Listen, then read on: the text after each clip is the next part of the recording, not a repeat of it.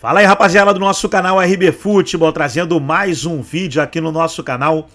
E nesse vídeo aí para falar da classificação do Bahia para as quartas de final da Copa do Brasil. Bahia venceu o Botafogo por 1-0 com gol do Luciano Rodrigues, o Lúcio Rodrigues, né? Aos 41 minutos do segundo tempo, bateu bonito no canto e o Bahia está classificado. Vai saber o seu adversário através do sorteio que será feito na CBF. Antes de soltar o debate, quero convidar você que ainda não é inscrito no nosso canal, se inscreva, ativa o sininho das notificações para você não perder nada. Tudo do Bahia, tudo do Fortaleza, tudo dos grandes clubes do futebol do Nordeste, você encontra aqui no nosso canal RB Futebol. Pessoal, criei um Instagram para estar falando lá de futebol também, trazendo vídeos. Então me segue lá no Instagram, vou deixar o link aí na descrição desse vídeo. Vamos aí para o debate e daqui a pouco nós estaremos de volta. Para o Bahia. Esse time do Bahia tem um problema fundamental, né, gente? Ele cria mais do que conclui. Acho até que o Rogério Ceni hoje demorou para colocar em campo o autor do gol da vitória. E acho também que o Arthur Jorge não deveria ter tirado de uma só vez as suas duas válvulas de escape. Acabou ficando sem nenhuma. De qualquer forma, resultado final, Bahia 1, Botafogo 0, ou Botafogo, Bahia 4,5 milhões de reais, que é o prêmio para passagem para as quartas, Botafogo 0. Passagem muito importante para o Bahia. Mas muito. O Bahia jamais chegou a semis de Copa do Brasil. Então, um grande desafio para o tricolor baiano. Não, e a gente está falando de uma Copa do Brasil que já nessa fase está tendo encontro de gigante. Esse é o encontro de times tradicionais que vivem ótimo momento. Então, um candidato cai fora, que no caso é o Botafogo. Tem Palmeiras e Flamengo, um vai sair. Então, aquela coisa, Copa do Brasil tem a questão do sorteio, você vai avançando, opa, tô pegando aqui um adversário, quando você vê, você tá na cara do gol. Então, Vasco passou, passa o Bahia, passaram também Atlético Paranaense e Atlético Mineiro. A gente vai falar já das partidas, mas, Mari, agora sobre o condicionamento do jogo à expulsão. Não dá para dizer. É algo preponderante na partida, mudou completamente. O Botafogo se comportou bem com 10, eu queria te ouvir. Se comportou bem, mas eu acho que também passa muito pelo Bahia, porque assim, quando o Bahia ele fica com a superioridade numérica, ele praticamente iguala os duelos. Então, o que acontece? O Botafogo ele perde muito o seu poder de transição, porque ele tem um jogador a mais. E aí é sacrificado o Almada, por exemplo, na substituição, já para o segundo tempo. Então, o Botafogo ele age numa marcação mais forte e o Bahia ele aceita essa marcação. Ele tem dificuldades de encontrar alternativas para fazer o seu jogo funcionar. E o que funciona no jogo do Bahia? Por dentro. Tanto que algumas oportunidades que o Bahia teve, por exemplo, de contra-ataque no primeiro tempo, ele não tem solução, ele não finaliza, né? Porque é muito difícil para ele puxar um contra-ataque. E aí, acontece que depois que o Arthur ele mexe, aí ele tira os seus dois jogadores de velocidade, o Bahia começa a empurrar o Botafogo para trás. E aí, quando você mantém um Everton Ribeiro até o fim, que é, né, o cabeça desse meio de campo, né, que é o diferente desse meio de campo do Bahia, ele encontra o passe e aí sai o gol. A gente está vendo confusão depois do jogo e é muito por conta da arbitragem, porque o árbitro está perto do lance, mas o VAR chama para revisão. A gente está vendo a imagem do fim da partida, né? Quando os jogadores vão falar com a arbitragem.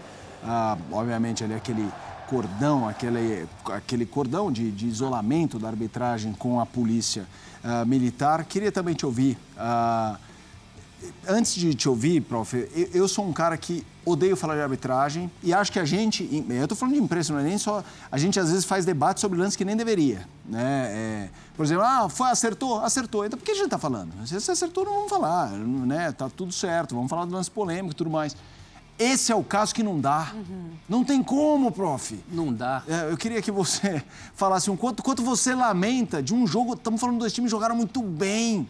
Não precisava disso. E respinga muito, né, Felipe? Alguém do Botafogo tinha que pagar o pato por essa expulsão.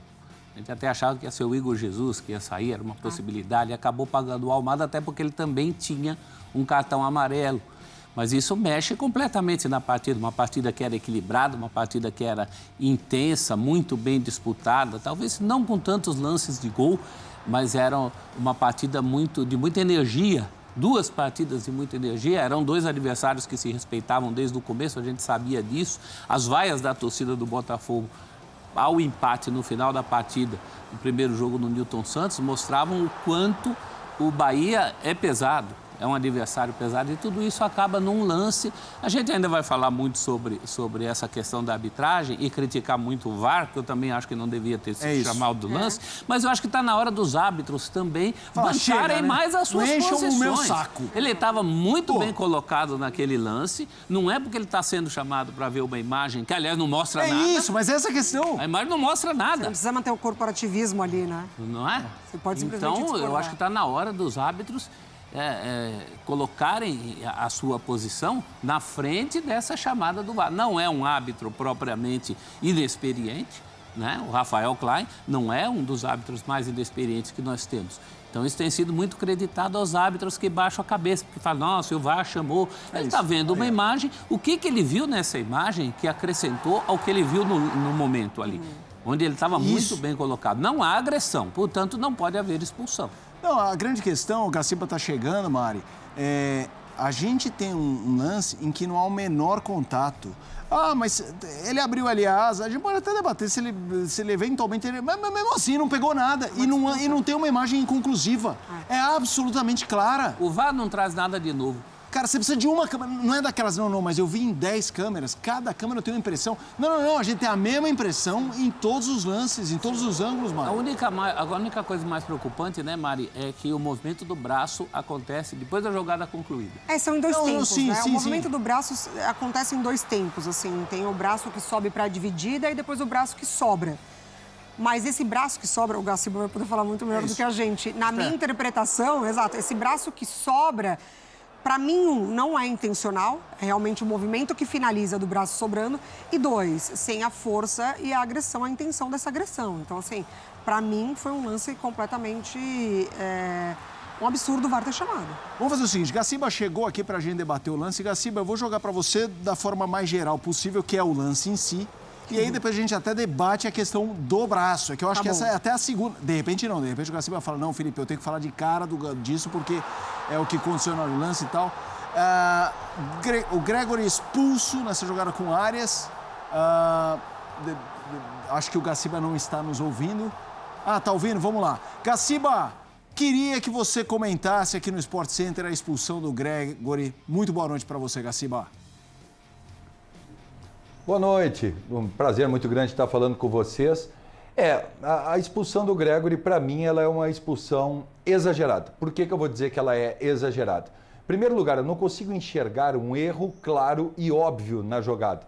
Não vejo um lance de interpretação do VAR, né? Mesmo que tenha tido um contato no rosto, e eu acho que até teve um contato de raspão, e aí eu acho que é legal a gente entender o futebol como um todo e seus movimentos, né?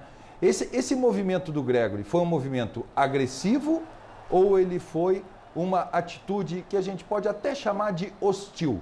Por que é importante a gente colocar isso? Porque agredir o adversário, a partir do momento que eu tento dar um soco no adversário, eu quero agredir o rosto dele, eu quero machucá-lo, né? É a questão de cartão vermelho. Quando você coloca que eu joguei o braço para trás sem ter cuidado, se eu poderia ou não atingir o rosto, se atingir, peguei de raspão e tal, a gente muda a graduação da punição. Para mim, assim, se o VAR me chamasse, se o Daniel Nobre Bins me chamasse e eu fosse o árbitro de campo, eu voltaria de dentro da área de revisão com tiro livre direto e cartão amarelo por atitude hostil. Eu não consigo ver uma atitude agressiva, uma conduta violenta do Gregory para a aplicação do cartão vermelho. Para mim, a decisão não foi correta da arbitragem, na minha interpretação e, obviamente, pelas imagens que eu observei. A partir do momento que você começa a ter que colocar em super slow motion para ver se teve contato ou não, fazer uma foto para ver se tocou ou não tocou no jogador, né? E o mais importante é analisar o movimento do atleta. Se ele dá um soco ou se ele joga o braço para trás. Quantas vezes a gente já não viu atletas atingirem o rosto dos outros com o antebraço? E o pessoal dizer, atingiu com o antebraço, não foi com a parte dura, não foi com o cotovelo, não teve movimento de gatilho, por isso deveria ser um cartão amarelo, né? Então, para mim, a interpretação é equivocada, eu utilizaria o cartão amarelo. Gaciba, deixa eu te fazer uma pergunta, que nem é... Eu vou chegar depois da sua resposta onde eu quero chegar, mas se eu tento dar uma cotovelada, um soco, erro. É que com um soco fica muito claro, né? Mas assim, uma cotovelada. Sim, fiz um movimento que dá a impressão de uma cotovelada e erro, isso pode gerar uma expulsão. Não estou nem falando sobre esse lance, estou falando do conceito mesmo da regra. Isso gera expulsão. O movimento em si, independentemente de acertar ou não. Frieza da lei, certo? Na lei consta agredir ou tentar agredir. Se eu tento agredir alguém e eu não atinjo essa pessoa com uma agressão que eu tentei fazer, eu tenho que ser expulso. Agredir ou tentar agredir. Por isso que eu digo, aí o mais importante é se analisar a questão do movimento. Foi um movimento para agredir ou foi um movimento para jogar o braço para trás e atinge, pega onde quiser pegar? Né? Eu acho que isso é que é importante, a questão de se entender esse movimento para se tomar decisão. Se estamos discutindo tanto assim, o que eu não tenho dúvida é que não há um erro claro e óbvio na jogada. É isso. Eu te fiz essa pergunta por isso, porque, na minha visão, o movimento não é 100% involuntário. Eu acho que ele tem um controle daquele braço, mas não para agredir. Ele abre, ele está se protegendo. Assim, é o tipo de coisa que a intenção só ele sabe. Não é um lance claro de uma agressão. Mária, jogando para vocês, o Gaciba está com a gente. Eu vejo ali um braço que não está 100% bamba, mas eu não sei se ele está se protegendo. Eu não sei. Eu e também. por isso, só a expulsão já me faz... Além do que, o Gaciba disse que houve um leve toque. Eu não vi, mas assim, não estou discutindo. É muito para isso virar uma expulsão. Eu não gosto também do movimento posterior à disputa de bola. A disputa de bola já tinha acabado e tem um movimento posterior com o braço. Agora, Gaciba, você não acha que o árbitro estava bem colocado demais para o VAR chamar? Ou seja, isso não é um caso de intervencionismo explícito? Eu acho que é um problema de conceito, entendeu? É um problema de conceito muito grande que a arbitragem brasileira está tendo, né? O pessoal está levando muito ao pé da letra o que está escrito nos cantinhos das regras e não consegue interpretar o todo, o espírito da lei, certo?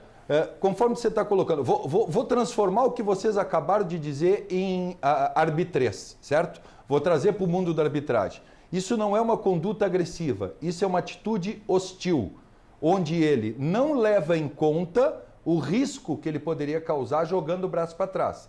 Ele não coloca em risco a integridade do adversário. E essa é a diferença de cartão amarelo e cartão vermelho, certo? Isso é um lance interpretativo, conforme está muito bem colocado pelo professor. A visão do árbitro é a melhor que qualquer replay que a gente viu. Ele tem uma visão frontal da jogada para poder interpretar a respeito disso. Né? E a partir do momento que você começa a colocar a imagem em slow motion, você tira o sentido do árbitro de vídeo, o sentido maior do árbitro de vídeo, que é a mínima interferência, máximo benefício. É quando há um erro que não tem discussão. Não tem discussão. Não há porquê da gente vir aqui e dizer, eu acho que é isso, eu acho que é aquilo. Se já vier a discussão, está errada a chamada do árbitro de vídeo. Começa por aí. Se alguém conseguir discutir, né? Quando o árbitro de vídeo para chamar, o presidente do Botafogo tinha que vir expulsar o jogador. Essa é a chamada correta do árbitro de vídeo, porque é uma jogada 100% sem interpretação, né? O árbitro não viu uma agressão, um soco no rosto do adversário com um movimento dissociado. Então aí sim é um motivo de coisa. Mas eu acho que realmente é uma atitude extremamente...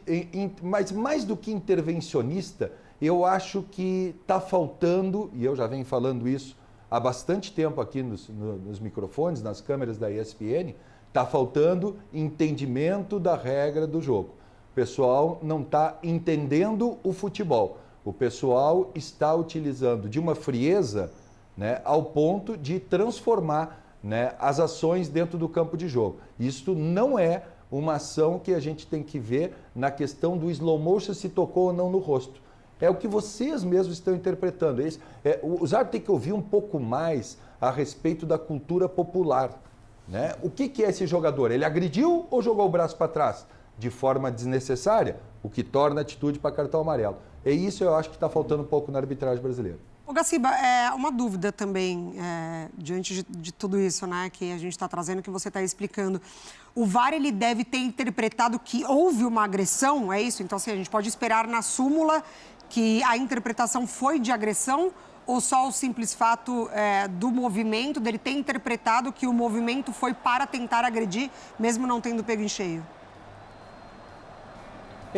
Maria, na súmula, eu não tenho dúvida que vai constar conduta violenta. Tem que constar conduta violenta, né? O fato dele ter atingido ou não o adversário, nesse caso, é completamente irrelevante, conforme a primeira pergunta que o pessoal acabou fazendo. Né? O fato dele tentar agredir já seria motivo para cartão vermelho. Né? Se considerar essa uma atitude, uma conduta violenta, uma atitude agressiva do jogador, atingindo ou não, na frieza da lei. Na frieza da lei. Porque a gente sabe que esses braços para um lado e para o outro, isso acontece todo o jogo, em infinitas jogadas dentro do campo de jogo. Por isso que eu acho que é perigoso ter uma linha de intervenção como essa. Porque a partir de agora, qualquer braço jogado para trás que atingir o rosto de um adversário, né, ou passar perto do rosto do adversário quando é jogado para trás, vai ter que expulsar.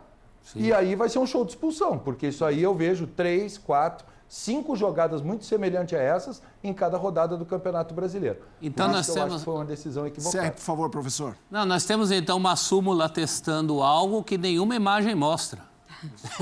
Basicamente o isso. VAR que se baseia em imagens, não tem imagens. O árbitro, mais uma vez eu reforço, está na hora desses árbitros também reafirmarem suas posições. É isso. O já era muito claro, era muito mais fácil para ele reafirmar a posição dele do que voltar atrás por uma imagem que ele não tem. Então erra o VAR, mas erram também os árbitros de campo que perdem excelentes chances de reafirmar suas posições quando eles acertam. Concordo contigo, professor. E essa... Fala, Gaciba, para a gente encerrar. Só pegando esse ganchinho, isso é muito importante. O árbitro, quando é chamado à beira do campo, ele é chamado para um possível cartão vermelho. E ele tem que sair lá da casinha, lá da olhada do vídeo, com a melhor decisão para o jogo. É isso, o protocolo é isso, a melhor decisão para o jogo. Por isso que eu digo, por mais que ele estivesse observando, se o VAR chamou ele e mostrou que tem esse movimento dissociado de braço, que ele não conseguiu perceber dentro do campo de jogo, que esse movimento pode ter um pequeno contato com o rosto do adversário, mas que para ele continua sem ser o que ele viu no campo, uma conduta agressiva, sai com falta e cartão amarelo, meu amigo. Não tem problema nenhum, o protocolo te permite, mais do que isso, te dá obrigação que você saia com a melhor decisão da frente da casinha. Né? O Klein é um árbitro jovem e talvez aprenda um pouco em relação a tudo que está acontecendo. Muito obrigado, Gaciba, pelos esclarecimentos. Boa noite para você. Grande prazer, amigos. Tudo de bom. Leonardo Gaciba, nosso comentarista de arbitragem aqui no Sport Center, falando sobre a expulsão do Gregory nessa classificação do Bahia diante do Botafogo 1-0. O Textor, imagina o Textor. Justo com ele, e nesse caso, muita gente entende a irritação, a maioria do Textor. Ele postou isso nas redes sociais, essa charge, a legenda é o VAR, né, como a declaração do VAR. Ô juiz, eu acho que vi algo. O árbitro responde, ok, eu acho que nós precisamos destruir um grande jogo. É mais ou menos isso, né, Mari? Porque a gente está falando de um jogo que vale muito e, assim, valia muito para as duas equipes mesmo. A gente está falando de times que pegam o jogo da ida, um empate que já foi muito disputado e, paralelo ao Campeonato Brasileiro, levam esse jogo... baita palco, espetáculo, tem um tempo inteiro ainda para disputar, estava tudo muito equilibrado e aí ele realmente condiciona o resto. E para nada, né? Para nada. Eu insisto, se houvesse uma imagem que justificasse, mas agora o juiz ser chamado virou sinônimo de mudança de decisão. Isso não pode acontecer. Não é porque o VAR chamou... Todo mundo, quando o VAR chama o juiz, já fica aquela impressão. Ele vai mudar de ideia independentemente de ter visto alguma coisa. E muitas vezes, como nessa, não vê.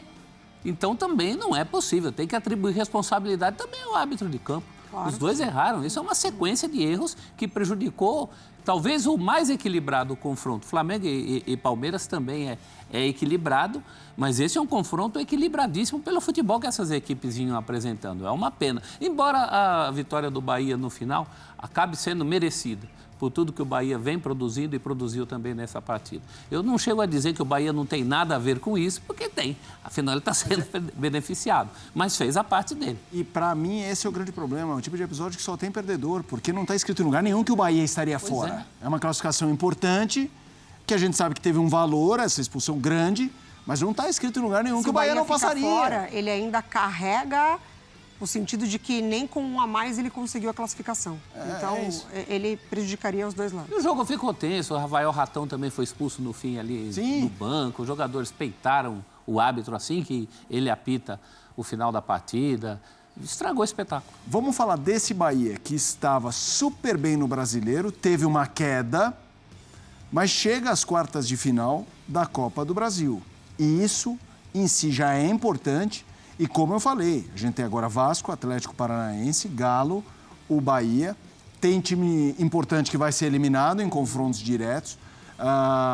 E aí é sorteio. Tem muitos jogos em que o Bahia hoje, sorteado, é considerado, se não favorito, claro, com aquele tiquinho de favoritismo. Qual a importância, Mari, da vaga para o Bahia nessa fase do projeto Bahia, como o SAF e tudo mais, no Grupo City, estar nas quartas de final da Copa do Brasil? Eu acho que é muito grande, né? Principalmente quando a gente olha para a temporada, primeiro semestre, né, de temporada do Bahia. O Bahia que vai muito agressivo no mercado, já dando um recado mesmo para adversários, conseguindo passar por negociações com time, né, com times grandes ali do centro, né, por exemplo, Caio Alexandre ali, que outros clubes também queriam.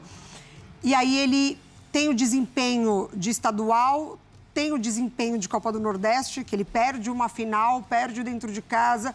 Tem um Rogério Ceni não necessariamente pressionado, mas precisando dar respostas, e ele vai encontrando isso ao longo do Campeonato Brasileiro. Então ele chega num determinado momento que o desempenho é muito bom e que ele tem no banco de reservas peças que também decidem partidas. E aí ele cai um pouquinho do rendimento, o que é normal a oscilação. Então eu acho muito válido quando ele vem para uma classificação, e a classificação ela também vem do banco de reservas. Porque o Lúcio Rodrigues ele entra e aí ele recebe um ótimo passe do Everton Ribeiro. Acho que para o Everton Ribeiro também é muito importante, né? Fazer parte de um momento decisivo desse como fez hoje pelo Bahia. E aí agora ele pode inclusive pegar times que estão brigando em zona de rebaixamento, né? De Campeonato Brasileiro. Sim. Vai passar ou o Grêmio ou o Corinthians. Pode passar o Fluminense tá diante do Juventude. Então, assim, ele ainda pode encontrar confrontos que ele é muito favorito. Pode passar o Fluminense e pode passar o Juventude. Os dois ali. Então, realmente, o Bahia chega nesses 8 classificados ainda não definidos, mas serão 8, em que ele está mais do meio para cima do que do meio para baixo de potencial. Mesma pergunta para você, prof. A classificação no Bahia, o valor disso para o projeto como um todo. Bom, é só ver o que aconteceu com o Red Bull Bragantino, que também tem um projeto e parou no meio do caminho. É isso. E nunca consegue passar. Né? Agora, dos grandes clubes brasileiros, eu sempre coloco o Bahia entre os grandes clubes brasileiros, por tamanho de torcida, talvez pela minha faixa etária que tem a ver com o Clube dos 13, né? O Bahia era do Clube dos 13, sempre foi considerado. Não estou colocando o Bahia como grande clube brasileiro por essa questão recente, mas pela força que ele tem em toda a região nordeste, do estado da Bahia. Dos grandes clubes brasileiros, eu acho que o Bahia é o que tem o problema mais localizado. Ele tem que transformar em gols as oportunidades que cria. Ele tem um meio-campo de muita qualidade, e isso hoje, mais uma vez, ficou claro. E tem Cauli, tem Everton Ribeiro com participação decisiva hoje, no gol marcado e até evitando gols. Mas lá na frente não tem uma pontaria à altura das chances que cria. Isso tem sido uma constante em grandes jogos que o Bahia fez contra Flamengo, contra São Paulo, contra Palmeiras, contra Fluminense, e perdeu todos nos últimos tempos. Então o Rogério tem que dar uma resposta a isso. O Lúcio, que faz o gol hoje, chegou justamente para resolver isso. Embora tenha chegado também perdendo gols. Contra o Fluminense ele perdeu gols incríveis. Acho que ele está no banco por uma questão de estar chegando. Esse rapaz vai se transformar em titular do Bahia, até porque a necessidade é essa e é isso que ele tem a oferecer. Hoje, particularmente, acho que o Rogério, também pela circunstância do jogo, demorou para colocar o rapaz. Ele acaba fazendo o gol da vitória. Eu acho que isso está muito encaminhado, eu acho que isso está muito claro para o Rogério, né? Transformar o ataque dele à altura do que é, por exemplo, esse meio-campo que ele tem. Então, o Bahia, nessas quartas de final, ele talvez só não entre com um certo favoritismo contra o vencedor de Palmeiras e Flamengo. Contra os demais, se ele não é melhor, pior também não é. Então tá aí, pessoal, foi o pós-jogo do triunfo, né? Do triunfo do Bahia sobre o Botafogo, 1-0, gol do Lúcio Rodrigues, e o Bahia está na próxima fase da Copa do Brasil. Gostou do vídeo? Deixa o seu like, se inscreva no canal, ativa o sininho das notificações. Forte abraço a todos e até o nosso próximo vídeo aqui no nosso canal RB Futebol.